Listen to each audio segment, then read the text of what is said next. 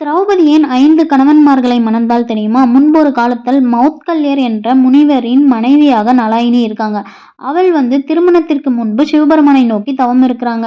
அவளுடைய தவத்தை மனமுருகிய சிவபெருமான், "உனக்கு என்ன வரம் வேண்டும் கேள்" அப்படின்னு சொல்றாங்க. அதற்கு அவள், "எனக்கு அறத்தில் சிறந்த கணவர் வேண்டும், பலத்தில் சிறந்த கணவர் வேண்டும், வீரத்தில் சிறந்த கணவர் வேண்டும், புத்தி கூர்மையுள்ள கணவர் வேண்டும் மற்றும் அழகில் சிறந்த கணவர் வேண்டும்" என்று கேட்கிறாள். அதற்கு சிவபெருமானோ, "உனக்கு நீ கேட்டபடியே 5 கணவன்மார்கள் உனக்கு அமைவார்கள்" என்று வரத்தை தருகிறார்.